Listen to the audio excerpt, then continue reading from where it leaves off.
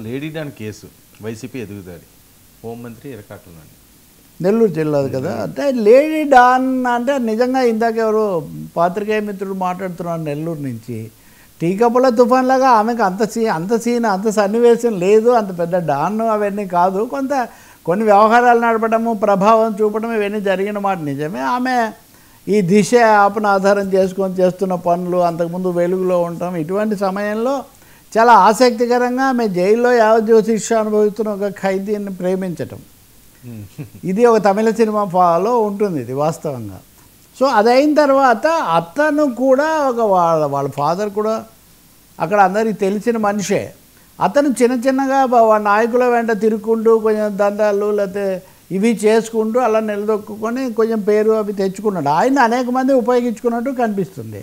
ఒక హత్య కేసులో ఉన్నాడు. ఆ హత్య కేసుకు సంబంధించిన కూడా చాలా వాద వివాదాలు అన్నింటిలో ఉన్నట్టు అవి నడుస్తూ ఉంటాయి. కానీ చాలా ఏళ్ళుగా ఇప్పటికి జైల్లో ఉన్నాడు.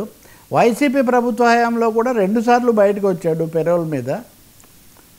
ఈ అమ్మాయి బయటే ఉంది. వాస్తవంగా ఈసారి వచ్చిన పెరోల్లో పెళ్లి చేసుకుంటామని వాళ్ళు కార్డు కూడా ముద్రేసుకున్నారంట. రేపు ఒక తేదీ 13 ఎప్పుడో పెళ్లి చేసుకుంటామనే ఒక ప్రచారం కూడా జరిగినట్టుంది. ఈ సమయంలో హఠాత్తుగా ఈ పెరోల్ ఎలా వచ్చిందనే ఒక ప్రశ్న మొదలైంది. ఈ పెరోల్ కోసం పెట్టుకున్న దరఖాస్తు మీద అంతకుముందు 6 సిఫార్సు చేశారు ఎమ్మెల్యేలు. ఇప్పుడు దీని మీద కూడా 2 సంతకాలు చేశారు.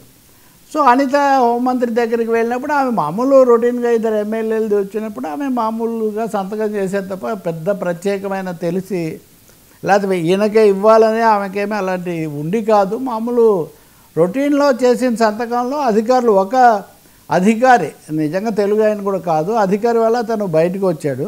వచ్చిన తర్వాత అతను బయటికి రావడం కొంతమందికి ఇష్టం లేదు. అతను బయటకు వస్తే అతనితో పాటు చాలా సంబంధాలు, చాలా లింకులు ఉన్నటువంటి వాళ్ళు దీన్ని రాజకీయ వివాదం చేశారు.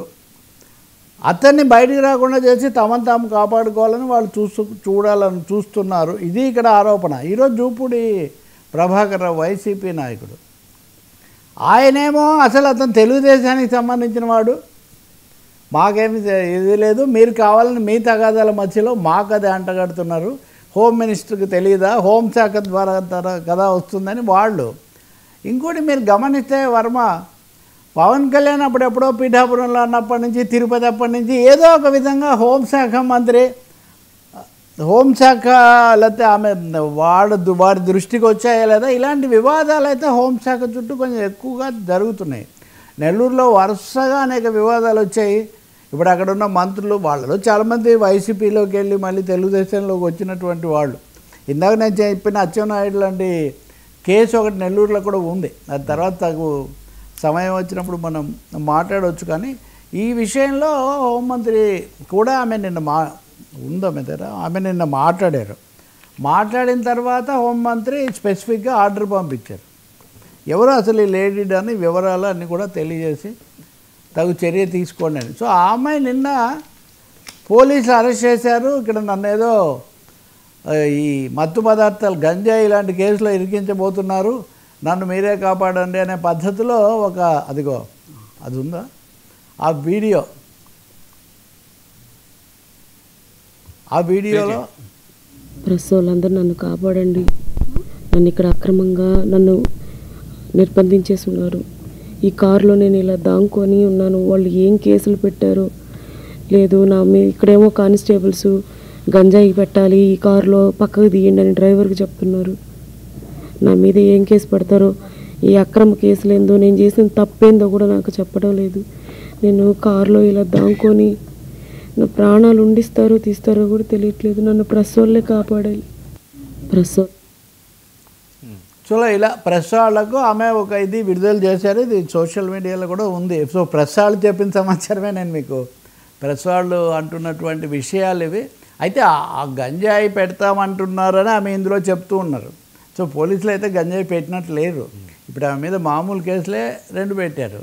కానీ ఈ హోమ్ మినిస్టర్ ఉత్తర్వు పంపించినందువల్ల ఆమె మీద పెట్టారు. హోమ్ మినిస్టర్ ఏమో తన మీదకి అందరూ ఈ చక్రం తిప్పుతున్నారు కాబట్టి ఆమె మీరు నేరుగా విచారించి ఏముందో దాని ప్రకారం చేయండి అని ఆమె చెప్పారంటున్నారు.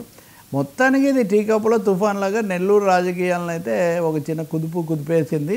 మీడియా మీద కూడా స్థానిక విలేకరులు మీడియా వాళ్ళు ఫిర్యాదు చేస్తున్నారు. అది పూర్తి వివరాలు తెలియకుండా ఇక్కడ ఏదో చాలా పెద్ద ఈమె అంతా అయిపోయింది వీళ్ళు అన్నంతగా చెప్తున్నారు. కొన్ని వాస్తవాలు స్థానికంగా నాయకులు వాళ్ళ పాత్ర ఇవన్నీ కూడా కొంచెం బయటికి రావాల్సిన అవసరం ఉందంటున్నారు.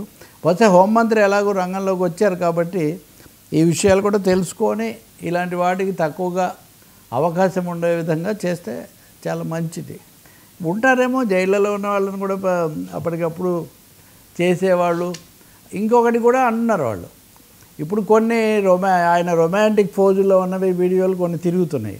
అవన్నీ మామూలుగా తీసినవే, అవి ఆసుపత్రిలో బయట తీసినవే. అవేవో చాలా నిగూఢ సన్నివేశాలాగా చూపిస్తున్నారు. అవి ఓపెనే.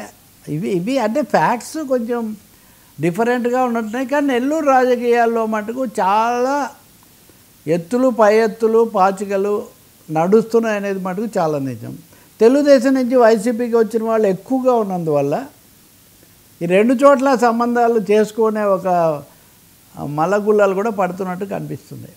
మీరు ఇందులోనే కాకాని గోవర్ధన్ రెడ్డి కూడా బయటకు వచ్చాడు. ఉదాహరణకు నాకు బెయిల్ వచ్చాక కూడా 2 రోజుల పాటు కొన్ని గంటల పాటు బయటికి రానికుండా ఆపి ఆలస్యం చేసి మరీ పంపిస్తున్నారు. అయితే అందరూ వైసీపీ వాళ్ళే ఉన్నారు లోపల, నాకేమి ఇబ్బంది లేదు. మామూలుగా బెయిల్ మీద బయటకు వచ్చిన వాళ్ళు మాట్లాడరు, శుభాకాంక్షలు చెప్పి వెళ్తారు, కృతజ్ఞతలు చెప్పి. ఆయన మాత్రం జైల్లో అంతా నా వైసీపీ దోస్తులతో నేను బాగా కాలం గడిపాను, నేను చూస్తాను ఈ పద్ధతిలో చెప్పి జైల్లో ఉండి ఈరోజు విడుదల కావడం జరిగింది. అయితే సాధారణంగా నేను నిన్ననే విడుదల కావాల్సి ఉంది. ఎందుకంటే సోమవారం నాడే ఉన్నత న్యాయస్థానం బెయిల్ మంజూరు చేయడం జరిగింది. సోమవారం మధ్యాహ్నానికల్లా హైకోర్టు మంజూరు చేసినటువంటి బెయిల్ నెట్లో కూడా రావడం జరిగింది. సాధారణంగా ముందు రోజు హైకోర్టు బెయిల్ ఇస్తే తెల్లవారి ఆ బెయిల్ ఉత్తర్వులు రావడంలో హైకోర్టు నుంచి జాప్యం అయితే తప్ప, లేకపోతే ఖచ్చితంగా బెయిల్ వచ్చి ఉండాలి. మరి కారణాలేమో నాకు తెలియదు, నేను జైల్లో ఉన్నాను కాబట్టి. నిన్న సాయంకాలం విడుదల వాయిదా పడింది. అయితే నిన్న పాపం నా కోసం జనం వచ్చారు, ఈరోజు కూడా అదే జనం మరలా రావడం జరిగింది. నాకున్నటువంటి ఆస్తి ఈ జిల్లా ప్రజలు, ప్రత్యేకించి సర్వేపల్లి నియోజకవర్గానికి సంబంధించినటువంటి కుటుంబాలు, వన్నె తరగనటువంటి వాళ్ళ ప్రేమ అభిమానాలు. ఈరోజు ఈ కేసును గురించి ఎక్కడా మాట్లాడకూడదు అనేటువంటిది హైకోర్టు విధించినటువంటి నిబంధన, షరతు. కాబట్టి ఆ షరతులు నెల్లూరు రాజకీయాలు మంచి రసవత్తరంగా డాన్లు ప్లాన్లు అన్న పద్ధతి, మైన్లు ఎలాగో ఉన్నాయి కదా, క్వాజ్ మైన్లు అలా నడుస్తున్నాయి అన్నమాట. ఐ థింక్ హోంమంత్రి మీద టార్గెట్ కూడా వచ్చింది కాబట్టి, ఒకరి మీద ఒకరు అనుకుంటున్నారు కాబట్టి, దీని పూర్తి వివరాలు బయటికి రావడానికి ప్రభుత్వం ఒక వైఖరి తీసుకోవటం, హోంశాఖ కూడా మరింత వివరాలు వెల్లడించడం చాలా మంచిది.